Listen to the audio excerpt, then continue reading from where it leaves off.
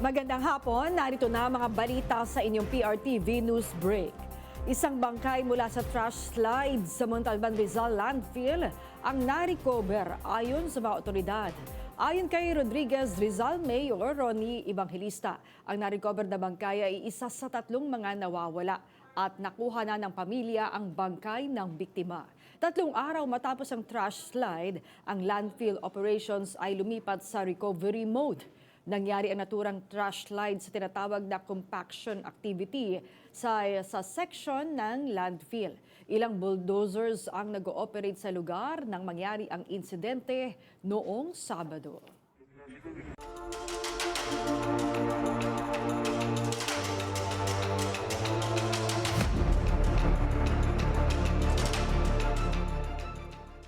Ano ba nga asahan natin sa isasagawang confirmation of charges hearing mamaya ni dating Pangulong Rodrigo Duterte?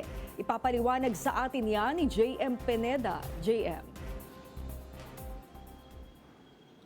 Yes, pasado 2:00 nga ng hapon nang dumating dito ang ilang mga dito sa Catholic Trade Building, ang ilang mga kaanak ng biktima ng EJK para mapanood nga ang confirmation of charges ni dating Pangulong Rodrigo Duterte. At ipapaliwanag nga natin kung ano nga ba yung mga mangyayari dito sa confirmation of charges dahil pinaliwanag nga ng ICC na sa mga susunod na araw ay may mga tsansa ang bawat isa na depensa at prosecution na maglabas ng mga bala para kumbinsihin nga yung mga hukom kung sapat ba yung kanilang mga ebidensya.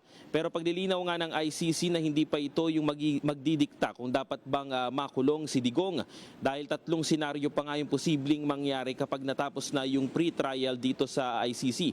Nandyan nga yung kukumpirmahin ng mga hukom ang kaso at ililipat na sa formal na paglilitis si Duterte kung saan dito ay magiging akusado na siya. Pangalawa naman dyan, yung pwedeng ipagliban muna ang kaso at utusan ng mga prosecutors na maglahad ng dagdag na ebidensya o magsagawa ng investigasyon. Posible rin na baguhin o amyendahan ang kaso kung ang mga ebidensya ay iba naman ang dadaanan o ng krimen.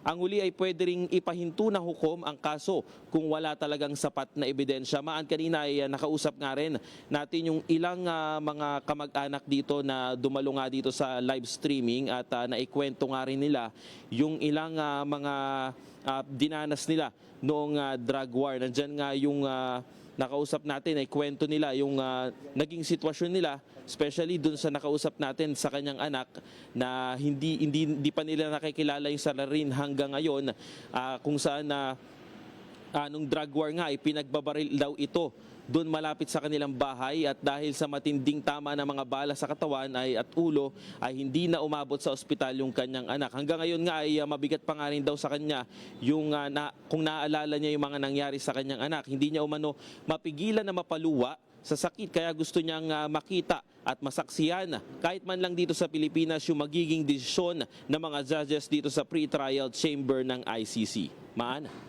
Maraming salamat sa iyo, JM Pineda. Patuloy ang sigaw ng hustisya ng mga biktima ng extrajudicial killings sa naging madugong drug war ni dating Pangulong Rodrigo Duterte. Binabantayan niyan ngayon ni Mari Ocampo. Mari. Formal nga na inilunsad ngayong umaga ang Lakbay Museo ng Paghilom sa St. Maur's Hall ng San Beda University sa Mendiola, Manila. Ang Mobile Museum ay pinangunahan ni 2025 Ramon Magsaysay Awardee Father Flavie Villanueva at isinagawa kasama ang Bedan Advocacy and Consciousness Enhancement Society o BASES.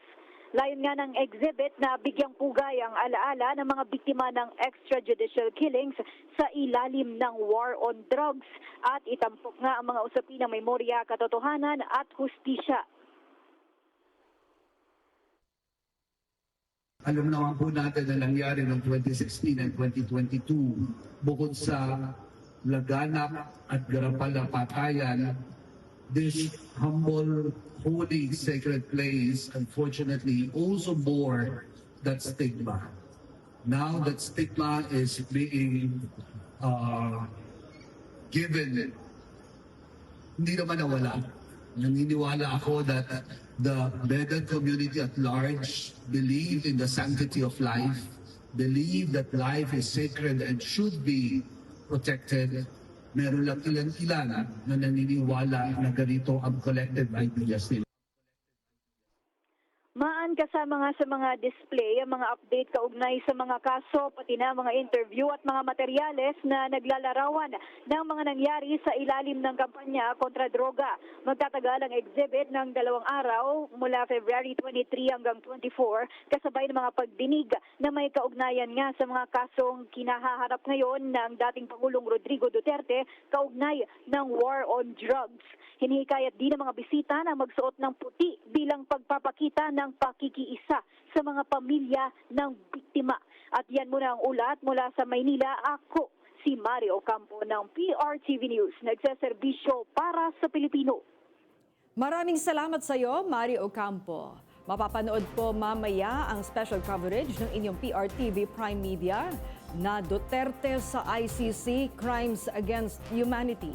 Mamaya po yan, alas 5 ng hapon, bago ang Arangkada Balita. Kaya tutok lang kaserbisyo. At yan ang mga balita nakalap ng inyong PRTV News Break. Live kami sa Free to Air, Beam Channel 31, Signal Channel 31 at sa YouTube.